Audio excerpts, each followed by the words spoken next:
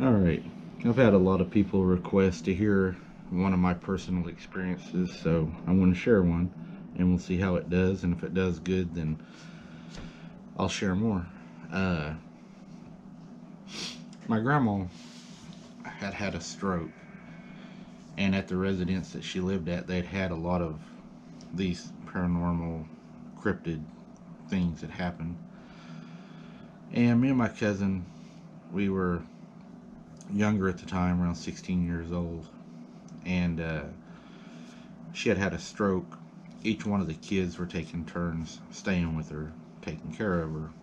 During this time, whatever this thing was, it had came back.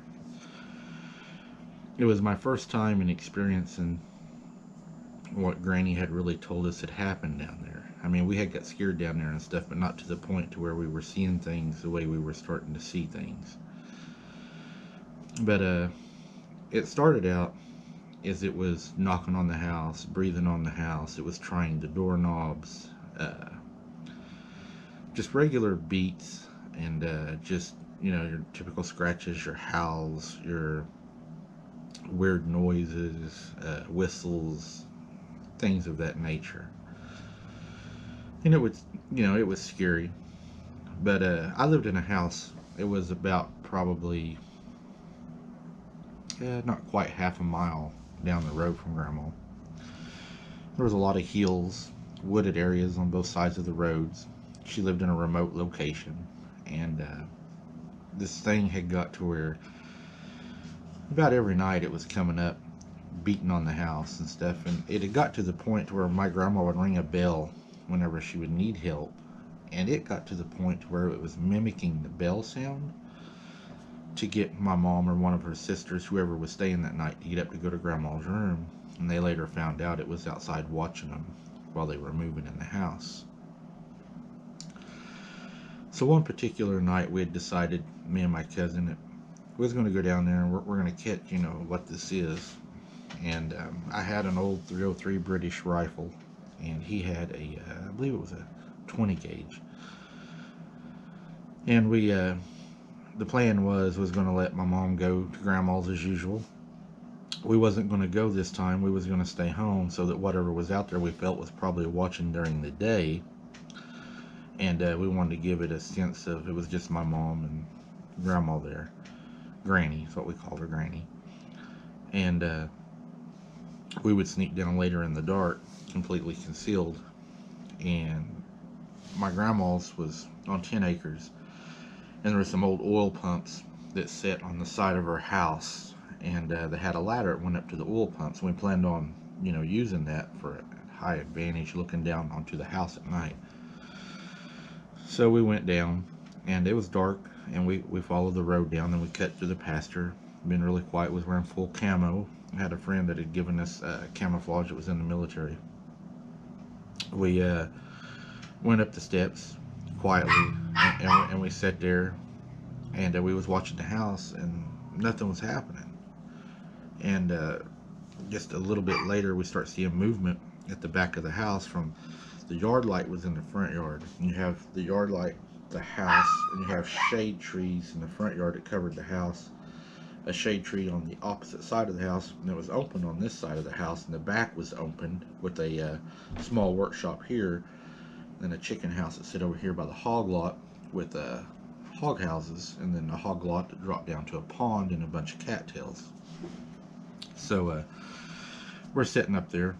We start seeing movement, and then the next thing you know, we see it walk to the backyard. And now the light is shaded through the trees because the shade tree is still blocking out the front light, but you can see the dark figure. The back of the house had been burned at one time, so it sloped down. So whatever this was probably close to 7 foot tall. It was wider than a normal man. You could tell it was really bulky, boxy kind of. It was doing its usual thing. We didn't have cell phones at the time, and not being able to make out what it was for sure, what exactly was going on. I did not take a shot at it. Didn't, I wasn't comfortable enough taking that shot. I didn't know what it was, and I was always taught, you know your target before you shoot at it. So we remained staying there, and While we're staying there, we look and we see it go off toward the hog pasture. So we decided that we was going to move down from where we was at across the field and then to her house and then down into the hog pasture and kind of follow it to see where it was going. While we made it to the house, we got down there and we had noticed it went into the cattails in the hog pasture. So we kind of cut off to around the side and went down into the cattails.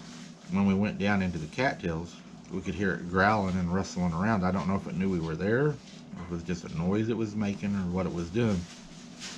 But we went into the cattails after it, and we could hear it moving around. And while it's moving around, sorry, they're doing some stuff in the background. We I flushed it out, and it comes running out, and we shoot it point blank.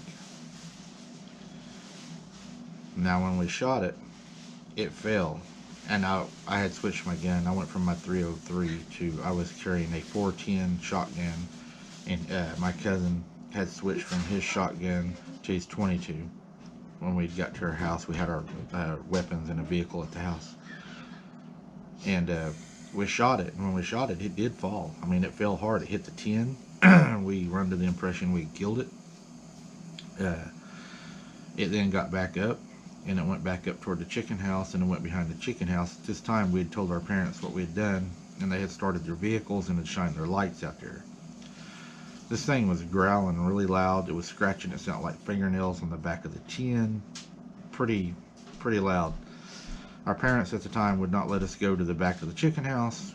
They made us go into the house, and whatever it was allowed to escape or elude us that night.